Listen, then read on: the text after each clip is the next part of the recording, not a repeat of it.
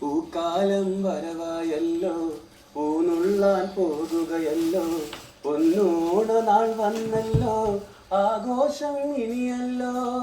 Cutlet കഴിക്കും പോലെ കൈവിരലു കടിച്ചു അനീഷ്, വേദനയാൽ ബോധം പോയി കരഞ്ഞു മെഴുകി ഷാനവാസ്. അനിഷേട്ടാ കടിക്കല്ലേട്ടാ, തിന്നാൻ ഞങ്ങൾ തരുന്നില്ലേ, ഷേക്ക് ഹാൻഡ് കൊടുക്കാനെങ്കിലും കൈവിരലുകൾ തന്നൂടെ.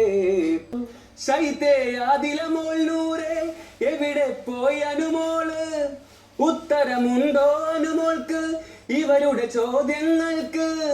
ജീസയിലും ആര്യനുമായ സൗഹൃദം കണ്ടില്ല നീ, ബിഗ് ബോസ് കാണാത്തത് പോലും കാണുന്നൊരു പെണ്ണാണ്.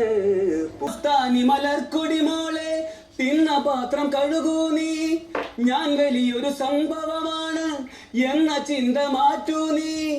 ലക്ഷ്മിയും അസ്താനിയുമെല്ലാം സയമീസിരട്ടകളാണോ, വയൽക്കാടിൽ വന്നവരിൽ ഇവർ കുലമുടിക്കുന്നവരാണോ. തന്നെ വിനായതുകൊണ്ട് പ്രത്യേകം ഗുണമില്ല, വയൽക്കാടിന് താങ്ങും തണലായി നിൽക്കുന്നൊരു മോനാണ്. പൊടുന്നന കൊടുങ്കാറ്റും വീശി അനുവും നെവിനൊന്നായി, വാക്കൊന്ന് പ്രവർത്തിയിലൊന്ന് രണ്ടു മുഖം വെളിവായി.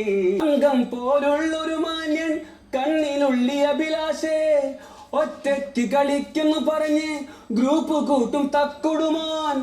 അപ്പാനി അരുതേ നീ തെറി പറയല്ലേ അപ്പാനി, പറയിപ്പിക്കാൻ അവർ പലതും ചെയ്യും പൊന്നപ്പാനി.